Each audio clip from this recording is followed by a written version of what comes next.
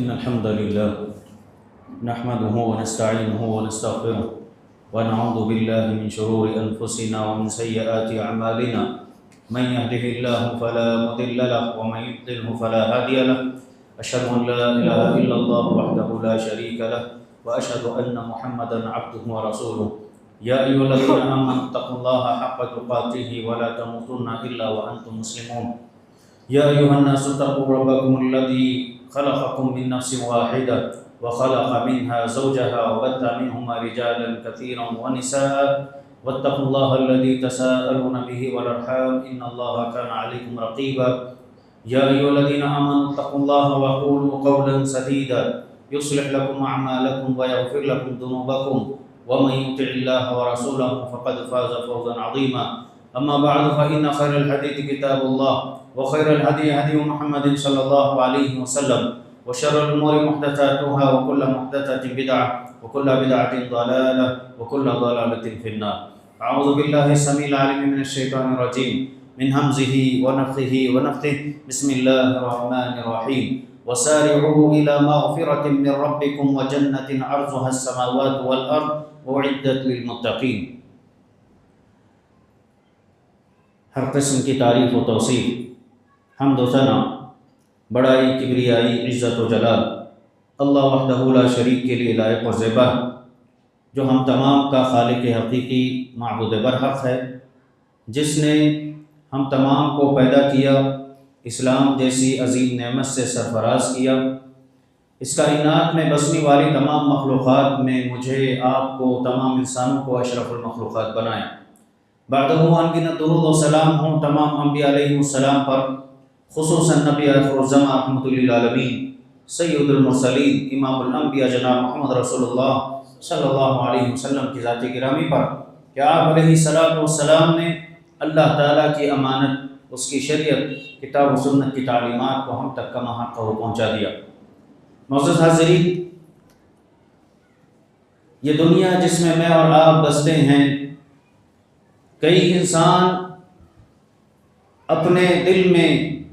بہت سارے ارمان اور بہت ساری خواہشات اور وہیں بہت سارے مقاصد اور ٹارگٹ لیے جی رہے ہیں۔ میرا اپنا کوئی مقصد ہے، آپ میں سے ہر ایک کا اپنا ایک مقصد ہے، اور یوں دیکھا جائے تو مسلمانوں کے علاوہ کافروں کا اپنا ایک مقصد ہے،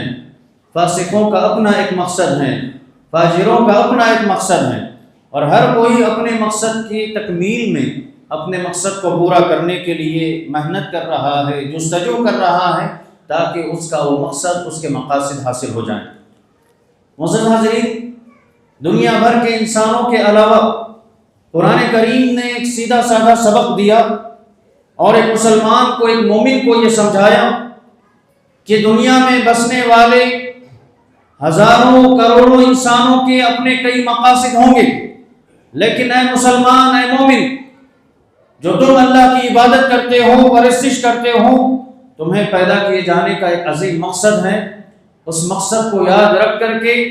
تم بھی اپنے ایک گول کو، ایک ٹارگٹ کو مقرر کرو۔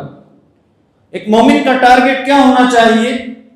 خطبہ مسنونہ کے بعد میں نے آپ کے سامنے سورہ آل عمران کی ایک آیت نمبر 133 پڑھی، جس میں اللہ رب العزت نے اس ٹارگٹ کی طرف اشارہ کیا، اس مقصد کی طرف اشارہ کیا، اور بتایا کہ اس مقصد تک پہنچنے کے لیے کیا کرنا چاہیے۔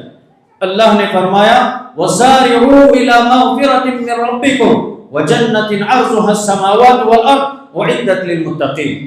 کہ اللہ رب العزت کی مغفرت، بخشش کو حاصل کرنے کے لیے، اللہ تعالیٰ کی جنت کو حاصل کرنے کے لیے دوڑ لگاؤ۔ یاد رکھنا، یہ جنت، اس کی چوڑائی آسمانوں اور زمین کی سی ہے۔ اس کی چوڑائی جس طریقے سے آسمان پھیل گئے ہیں، زمین پھیلی ہوئی ہے، اس جیسی اس کی چوڑائی ہے۔ اس کی طرف دوڑ لگاؤ، ریس کرنا ہے، مسابقت کرنا ہے۔ اور اللہ نے فرمایا اعدت للمتقین، یاد رکھنا، یہ جنت میں نے جو تیار کی ہے وہ متقیوں کے لیے، حقیقی معنوں میں اللہ سے ڈرنے والوں کے لیے، اپنے ہر عمل میں اللہ رب العزت سے ڈر کر کے اس عمل کو انجام دینے والے بندوں کے لیے میں نے تیار کر رکھی ہے۔ نبی علیہ السلام نے بھی اپنی امت کو آخرت کی فکر کا سبق دیا، سمجھایا کہ اس دنیا میں اگر جینا اور اپنے مقصد کو حاصل کرنا ہے تو تمہیں کیا کرنا چاہیے، کیسے تم اپنے اس مقصد کو حاصل کر سکتے ہو، کیسے تمہیں اس مقصد تک پہنچنے میں آسانی ہوگی۔ غور سے سنیں اللہ کے نبی علیہ الصلوۃ والسلام کی اس حدیث کو۔ آپ صلی اللہ علیہ وسلم نے فرمایا من كانت الآخرۃ ہمہ جعل اللہ غناہ فی قلبہ، جس کسی شخص نے بھی اپنے دن اور رات کی فکر صرف آخرت کی بنا لی، دن اور رات میں صرف آخرت کے سلسلے میں سوچے، اللہ رب العزت اس کے دل کو بے نیازی سے بھر دیں اور وجمع له شملہ، اور اللہ رب العزت دنیا بھر کی جو اس کی مصروفیات ہیں، دنیا کو حاصل کرنے کی اس کی جو فکر ہے، دنیا کے اس کے جو مسائل ہیں، جیسے ذریعہ معاش ہے اور اپنے گھر کو چلانا ہے، اپنے کاروبار کو آگے بڑھانا ہے، یہ دیگر جتنے اس کے افکار ہیں، ان تمام کو اللہ رب العزت کہہ رہے ہیں کہ جوڑ دیں، اللہ تعالیٰ آسان کر دیں گے۔ وَأَتَتْهُ الدُّنْيَا وَهِيَ رَاغِمَةٌ، اللہ کے نبی علیہ الصلوۃ والسلام نے فرمایا کہ ایسا شخص جس نے دن اور رات میں اپنا مقصد صرف آخرت کو بنا لیا ہے، اللہ تعالیٰ اس پر ایک انعام یہ بھی کرے گا کہ جب اس نے دنیا کی فکر نہیں کی، دنیا کے پیچھے نہیں بھاگا، دنیا خود اس کے پاس گھٹنے ٹیک کر کے آئے گی، حقیر ہو کر کے آئے گی، ذلیل ہو کر کے آئے گی۔ اب انسان چاہے تو دنیا سے فائدہ اٹھائے یا اسے چھوڑ دے، یہ انسان کا اختیار ہے۔ پھر آگے اللہ کے نبی علیہ الصلوۃ والسلام نے فرمایا وَمَنْ كَانَتِ الدُّنْيَا هَمَّهُ جَعَلَ اللَّهُ فَقْرَهُ بَيْنَ عَيْنَيْهِ،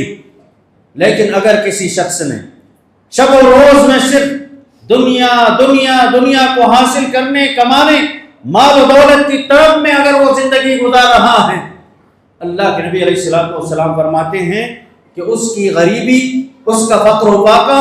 اللہ تعالیٰ اس کی دونوں آنکھوں کے درمیان رکھ دے گا، یعنی آنکھ کھولا اسے صرف دنیا ہی کی پرواہ ہوگی، آنکھ بند کیا اسے صرف اپنے دنیا ہی کے خواب نظر آئیں گے، کیسے اپنی دنیا بناؤں، کیسے اپنا مال و دولت زیادہ کروں، یہی تڑپ اس کے اندر رہے گی۔ پھر اللہ کے نبی نے فرمایا وَفَرَّقَ عَلَيْهِ شَمْلَهُ،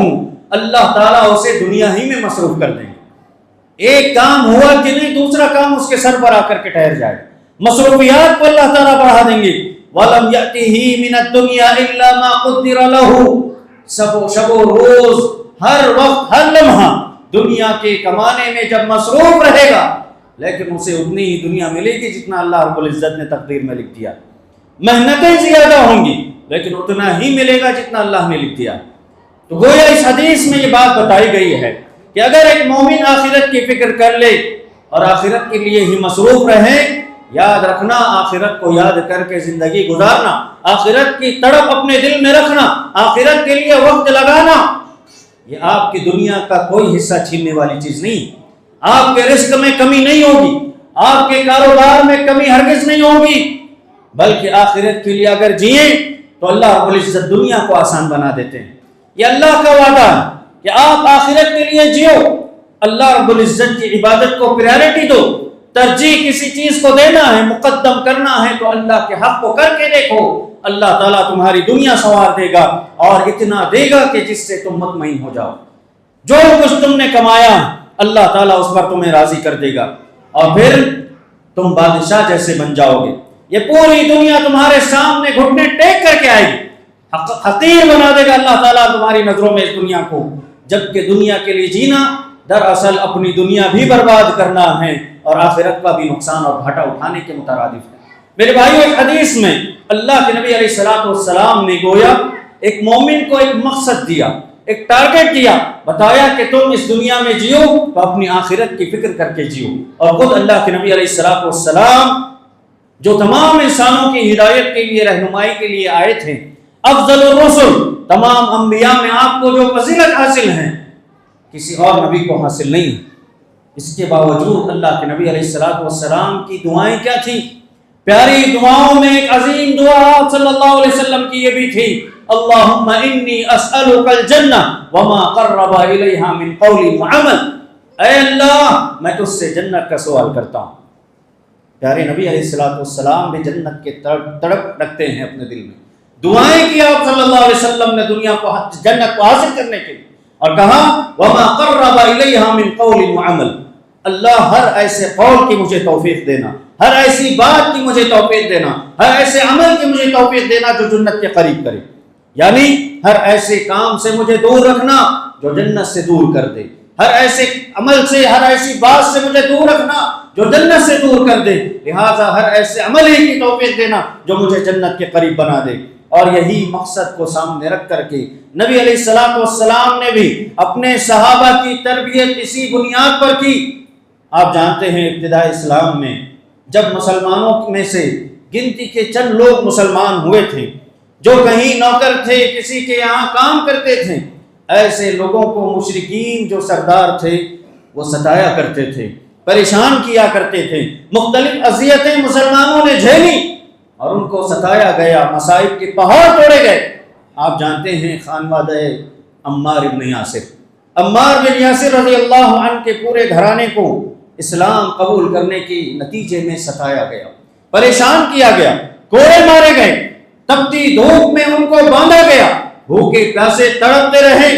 بیٹے کے سامنے باپ کو کوڑے مارے گئے، باپ کے سامنے اس کے لخت جگر بیٹے کو کوڑے مارے گئے، ماں کو تڑپایا گیا، یہاں تک کہ بیٹے کے سامنے باپ نے دم توڑ دیا، اور ماں کے ساتھ بھی ایسا جاہلانہ رویہ، دردناک رویہ اختیار کیا گیا کہ وہ بھی اسلام کے سب سے پہلی شہیدہ قرار پائی، سمیہ رضی اللہ عنہ اور عمار رضی اللہ عنہ، یہ دونوں اسلام کے پہلے شہید تھے۔ میرے بھائیوں، اس پریشانی کے عالم میں، اس قدر تکلیفیں اور اذیتیں جو صحابہ جھیل رہے تھے، اللہ کے نبی علیہ السلام نے زیادہ کچھ نہیں کیا،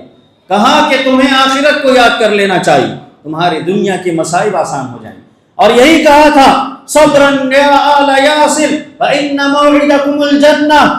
اے یاسر کے خاندان والو، اے یاسر کے گھرانے والو، صبر کرو، اس لیے کہ تمہارا ٹھکانہ جنت ہی ہے،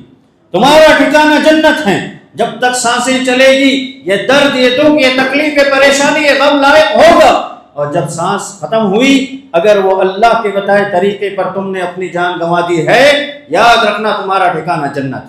یہ ہمت افزائی اللہ کے نبی علیہ السلام صحابہ کی کیا کرتے تھے۔ غزوہ بدر کے موقع پر بھی آپ علیہ السلام نے صحابہ کرام کے اندر جوش اور جذبے کو بڑھانے کے لیے، جو کہ بغیر مقصد کے جنگ قائم ہوئی، مسلمانوں نے جنگ کے غرض سے مدینے سے آ کر کے جنگ نہیں کی تھی، اس کے تاریخ اسباب کوئی اور ہیں، لیکن جب جنگ کرنی ہی پڑی تب اللہ کے نبی علیہ السلام نے اپنے صحابہ کو ہمت بڑھاتے ہوئے کہا، موٹیویٹ کرتے ہوئے کہا، قوموا الی جنت عرضها السماوات والارض، یاد رکھنا میرے صحابہ، آج حق اور باطل کی لڑائی، آج معرکہ حق و باطل ہے، حق پر ثابت قدم رہنا، زیادہ سے زیادہ تمہاری جان چلی جائے گی، اور یاد رکھنا جب جان چلی جائے، گردنیں کٹ جائیں، خون بہانا اللہ کے لیے، لیکن تمہارا ٹھکانہ اللہ رب العزت نے ایسی جنت تیار کر رکھی ہے جس کی چوڑائی آسمانوں اور زمینوں جیسی۔ معزز حاضرین، مزید اللہ کے نبی علیہ السلام نے اپنی اللہ رب العزت کی اس جنت سے متعلق یہ بات بھی کہی، الا ان سلعۃ اللہ غالیہ،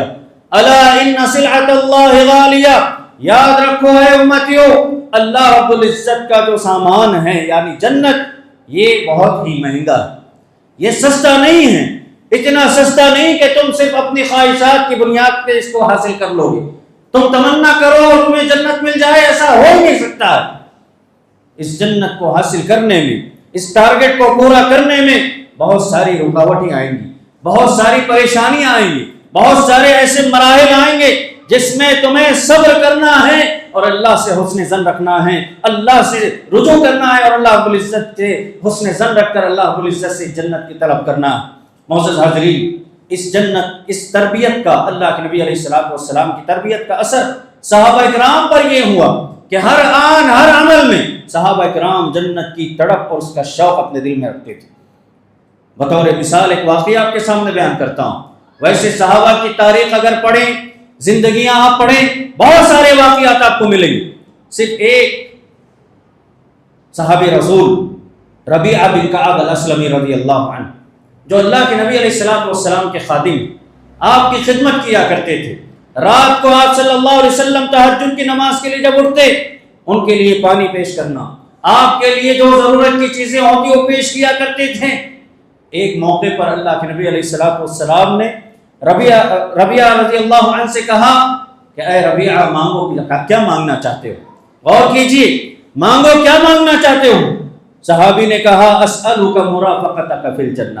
اے اللہ کے نبی مجھے کچھ نہیں چاہیے، جس طریقے سے میں دنیا میں آپ کے ساتھ ہوں، آپ کے قریب ہوں، آپ کی صحبت اور آپ کی خدمت میں ہوں، میری خواہش یہ ہے کہ جنت میں بھی میں آپ کے ساتھ ایسا ہی رہوں، آپ کی خدمت کروں، آپ کے ساتھ رہوں۔ اللہ اکبر۔ ابن القیم رحمۃ اللہ علیہ اس حدیث کی روشنی میں کہتے ہیں کہ فرض کرو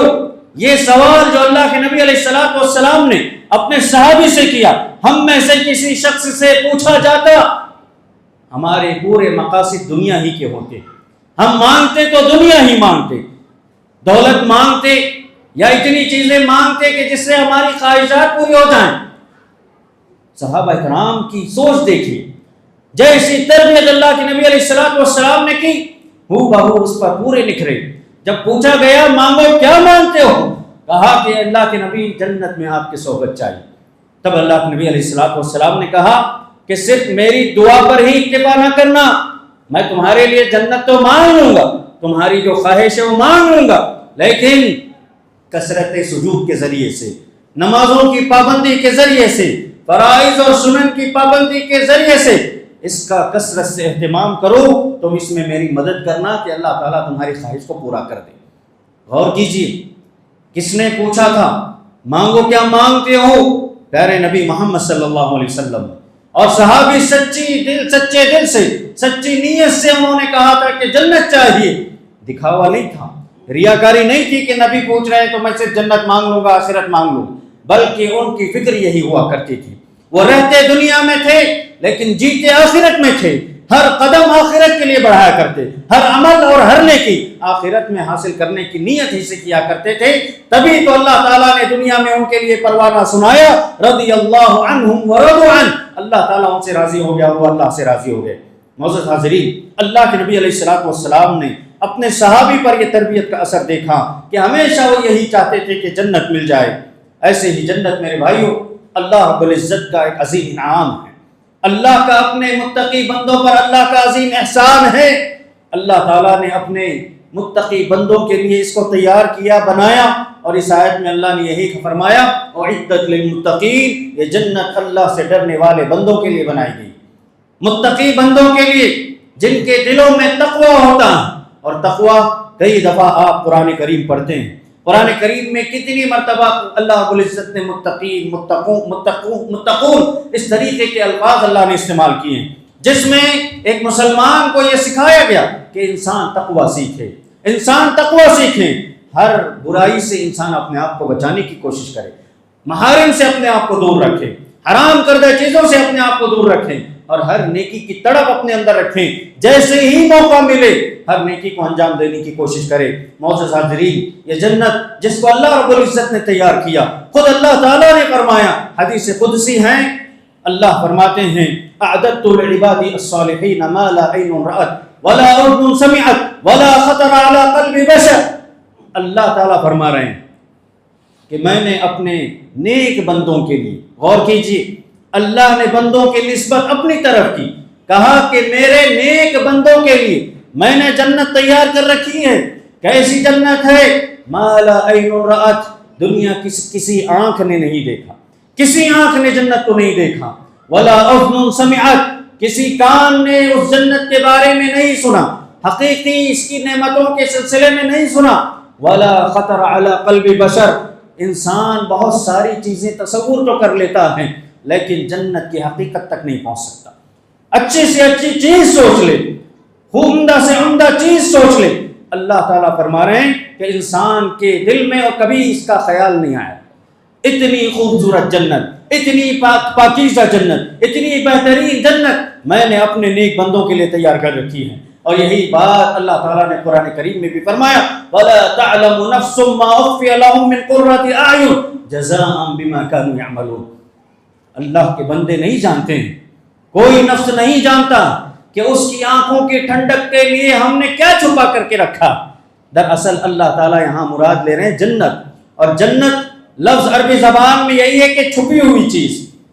یا کسی اور معنی میں باغات کے معنی میں نعمتیں اللہ تعالیٰ نے اس میں رکھی، اور فرمایا جزاء بما کانوا یعملون، بندوں نے جو نیک اعمال کیے ہوں گے، جو اچھائیاں کی ہوں گی، جو نیکیاں کیے ہوں گے، ان کی وجہ سے اللہ تعالیٰ جنت کل قیامت کے دن بندوں کو عطا کریں گے۔ اور اسی طریقے سے صحیح بخاری کی روایت ہے، جنت کی عظمت کو پہچاننے اور اس دنیا جو ہمارے دل و دماغ میں چڑھی ہوئی ہے، اس کا نشہ چڑھ گیا ہے، اس کی حقیقت کو سمجھنے کے لیے حدیث کافی ہے۔ اللہ کے نبی علیہ الصلوۃ والسلام فرماتے ہیں موضع صوت فی الجنہ خیر من الدنیا وما فیہا، کہ جنت میں ایک کوڑے کی جگہ، کوڑا جانتے ہیں بیل چلانے والا، جانور چلانے والے جس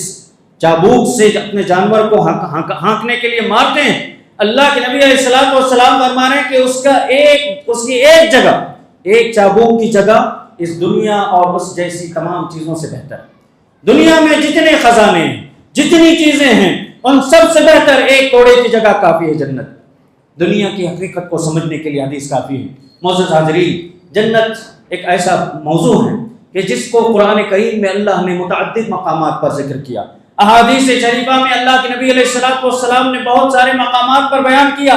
مختصر طور پر آپ کے سامنے جنت کی جو خوبیاں، جنت کی جو نعمتیں، ان کا تذکرہ کرنا چاہتا ہوں۔ جنت میں جو سمندر ہوں گے اللہ تعالیٰ نے ایسے بنایا کہ وہ کبھی بدبودار نہیں ہوں گے۔ دنیا میں آپ دیکھ لیں جو بھی نہریں ہیں، جو کہیں پانی کھڑ جائے، اگر زیادہ مدت تک کھڑا رہے، رکا رہے، اس میں بدبو آنے لگتی ہے، گندگی آنے لگتی ہے۔ اس دنیا سے مختلف نعمت اللہ نے جنت میں تیار کر رکھی ہیں کہ وہاں کی نہریں ہمیشہ اچھی رہیں گی، اس میں کوئی بدبو نہیں آئے گی۔ اس کے علاوہ اللہ تعالیٰ نے جنت میں دودھ کی نہریں تیار کی ہیں، شراب کی نہریں تیار کی ہیں، اور وہ شراب جس سے انسان کی عقل زائل نہیں ہوگی، نہ ہی اس میں کوئی بدبو ہوگی، اور صاف شفاف شہد کی نہریں بھی اللہ تعالیٰ جنت میں جاری کریں گے۔ اور اس کے علاوہ جنت کے صرف ایک درخت کی صفت بیان کرتے ہوئے اللہ کے نبی علیہ الصلوۃ والسلام نے فرمایا کہ جنت کے ایک درخت کے نیچے سے ایک تیز گھوڑ سوار اگر اپنا گھوڑا لے کر تیزی سے دوڑائے، 100 سال گزر جائیں گے اس کا سایہ ختم نہیں ہوگا، 100 سال گزر جائیں گے اس درخت کا سایہ ختم نہیں ہوگا، اتنی کشادہ یہ جنت ہوگی۔ اور اس کے علاوہ جنت میں بنائی گئی عمارتوں میں جو اینٹیں ہوں گی، ان اینٹوں کے بارے میں اللہ کے نبی علیہ الصلوۃ والسلام نے فرمایا کہ اینٹیں سونے کی ہوں گی، چاندی کی ہوں گی، اور جو چونا اس کی دیواروں پر لگا ہوگا وہ خالص مشک کا ہوگا۔ اس میں موجود کنکریاں، جنت میں جو کنکریاں ہوں گی وہ موتی اور یاقوت کی طرح ہوں گی، اس کی مٹی زعفران جیسی ہوگی۔ اور پھر ایک اور حدیث میں اللہ کے نبی سورہ واقعہ میں اللہ تعالیٰ نے فرمایا کہ مختلف پھل ہوں گے، مختلف پھل جنت میں دیے جائیں گے، اور پرندوں کے گوشت اللہ تعالیٰ نعمت کے طور پر جنتیوں کو عطا کریں گے، جو خواہش کریں گے وہ تمام چیزیں ان کے سامنے پیش کر دی جائیں گی۔ اس کے علاوہ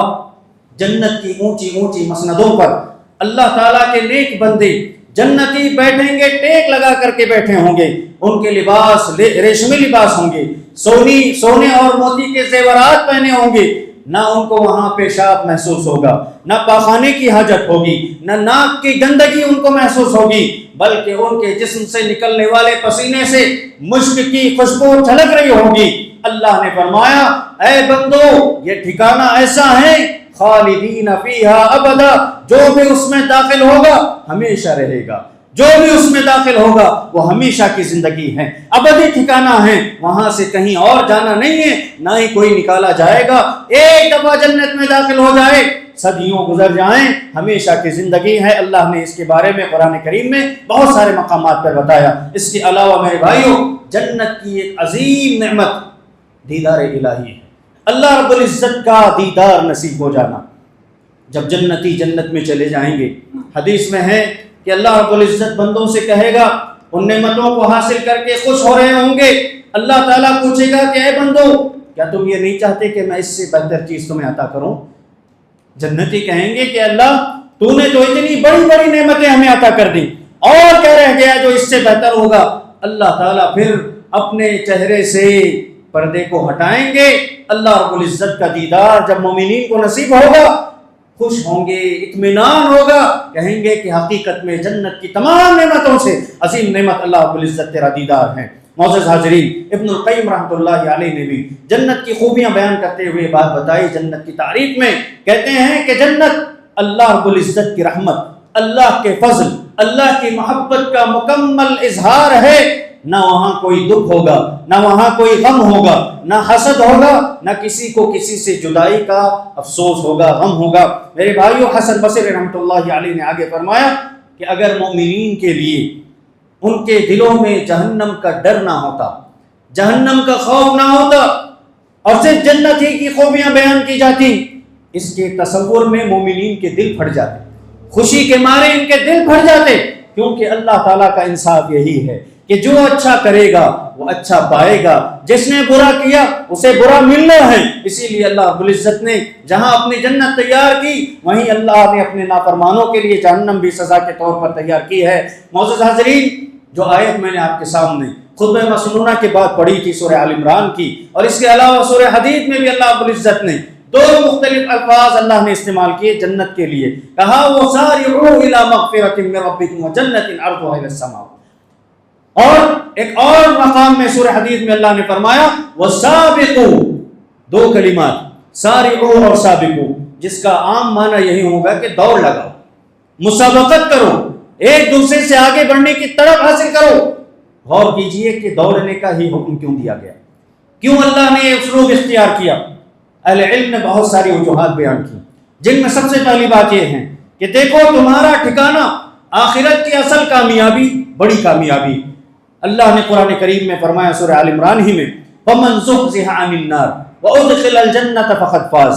کہ اللہ نے یہ انصاف کیا ہے، یہ مقام اپنا ایک نظام اللہ نے بنایا ہے کہ آخرت کی کامیابی حقیقی کامیابی. تو جس کو بھی جہنم سے بچا لیا جائے گا اور جنت میں داخل کر دیا جائے گا فقد فاز، یہی دراصل اصل کامیاب شخص ہے. دنیا کے بہت سارے مراحل میں انسان کامیاب ہو رہا ہوگا، کاروبار میں کامیاب ہے، اپنے بزنس اور اپنے اسٹیٹس میں کامیاب ہے، لوگوں میں اپنے منصب اور اپنے نسب کے اعتبار سے بہت اونچا اور کامیاب نظر آتا ہے. لیکن اللہ نے کہا کہ حقیقی کامیابی آخرت کی یہی ہے کہ کسی کو جہنم سے بچا لیا جائے اور اسے جنت میں داخل کر دیا جائے. اسی لیے اس حقیقی کامیابی کے لیے انسان کو دوڑ لگانا چاہیے، اور پھر جنت کی طرف دوڑ لگانا دراصل اللہ کی طرف دوڑ. اللہ نے قرآن میں فرمایا فَفِرُّوا إِلَى اللَّهِ، دوڑ لگانا ہے اللہ رب العزت کی طرف. دنیا کے کسی ایک چھوٹے سے آفر کو حاصل کرنے کے لیے، دنیا کے کسی ایک مقصد کو حاصل کرنے کے لیے ٹرین چھوٹ رہی ہے، سفر آپ دوبارہ بھی کر سکتے ہیں، لیکن کیونکہ مینج کرنا ہے ٹائم کو، آپ کو پہنچنا ہے اس مقام پر، دوڑ کر کے جاتے ہیں. بس نکل رہی ہیں، چلنے میں تیزی آ جاتی ہیں. اور پھر کیوں جنت کے لیے ہم اس قدر غافل ہو چکے ہیں. اللہ نے یہی اسلوب اختیار کیا کہ عظیم کامیابی کے لیے، حقیقی کامیابی کے لیے تمہارے اندر یہ سستی اور غفلت کا جو مادہ ہے اسے ختم کر کے اپنے نفس کو کچل کر کے تمہیں جنت کی طرف دوڑنا ہے. اور اس کے علاوہ میرے بھائیوں، اس دوڑ میں سب ہوں گے، اس دوڑ میں سب ہوں گے، چھوٹے بڑے مرد عورتیں سب ہوں گی، لیکن اللہ کے یہاں معیار مقرر ہے. اللہ تعالیٰ نیت کے مطابق، انسان کی کوشش کے مطابق اور حسن عمل کے اعتبار سے کس نے اللہ کے بتائے طریقے کے مطابق عمل کیا، نبی کے بتائے گئے طریقے کے مطابق عمل کیا، اس کے اعتبار سے انسانوں کی درجہ بندی ہوگی. جیسے ریس میں آپ اعتبار کرتے ہیں کون تیز دوڑا، کون پہلے پہنچا، کون دوسرا آیا، اسی طریقے سے اللہ کے یہاں یہ درجہ بندی ہے کہ نیت، کوشش، جدوجہد اور اس کے علاوہ حسن عمل کے اعتبار سے اللہ کے یہاں یہ درجات تقسیم کیے جائیں گے. اسلاف کی یہی خوبی قرآن کریم میں اللہ نے بیان کی وَكَانُوا يُسَارِعُونَ فِي الْخَيْرَاتِ، ہمارے صحابہ ہیں، تابعین ہیں، تبع تابعین ہیں، ائمہ مجتہدین، اللہ کے نیک بندے، صالحین، شہداء، ان کی خوبی کیا تھی؟ اللہ نے کہا کہ وہ نیکیوں میں دوڑ لگایا کرتے تھے، نیکیوں میں ایک دوسرے سے آگے بڑھنے کی فکر کیا کرتے تھے. اور میرے بھائیوں، دوڑنا ہی کیوں ہے، دوڑنا ہی کیوں ہے؟ اس میں علم مفسرین نے بات بتائی کیونکہ وقت کم ہے،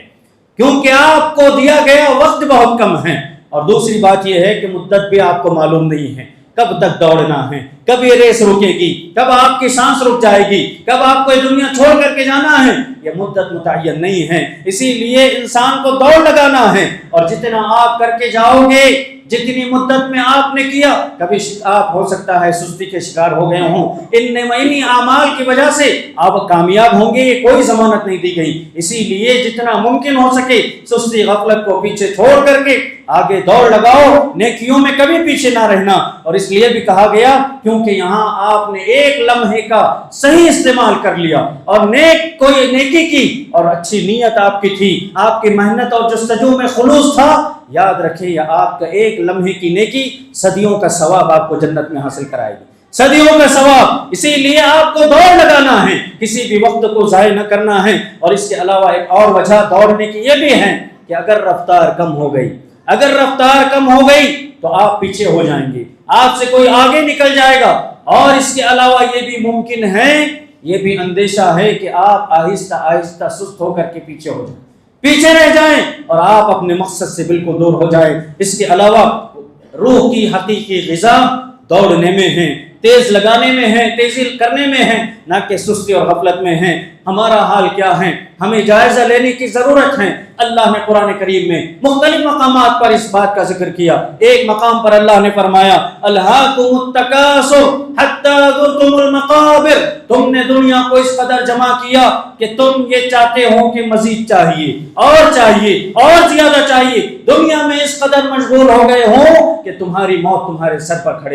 کھڑی ہو گئی ہے، تمہارے قدم تمہاری قبر میں داخل ہو چکے ہیں، پھر بھی تم دنیا کی طلب میں پڑ رہے ہو۔ ایک اور مقام پر اللہ نے فرمایا سورہ انبیاء میں اقترب للناس حسابهم وهم في غفلة معرضون، اللہ نے فرمایا کہ لوگ اس قدر غافل ہو گئے ہیں کہ ان کے حساب کا وقت بالکل قریب آ گیا، ان کے حساب و کتاب کا وقت بالکل قریب، لیکن لوگ آخرت سے منہ موڑے ہوئے ہیں، پھرے ہوئے ہیں اور بالکل غافل ہیں۔ میرے معزز بھائیوں، خوش فہمی میں ہم جینا چھوڑ دیں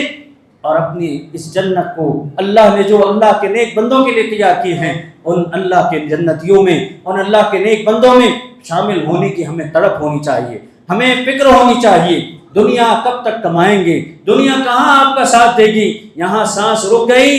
آپ کی اولاد جس کے لیے آپ نے دنیا لگائی ہے، آپ کا گھرانہ جس کے لیے آپ نے اپنی جوانی جلا دی ہے، سب سے پہلے آپ کا یہ مال اور اولاد ہی آپ کے قبر سے واپس ہو جائیں گے۔ آپ کے ساتھ جانے والی چیز آپ کے اعمال ہیں، آپ کی نیکیاں ہیں، لہذا جنت کی خواہش رکھ کر کے ہر عمل کرنے کی کوشش کریں۔ عمل میں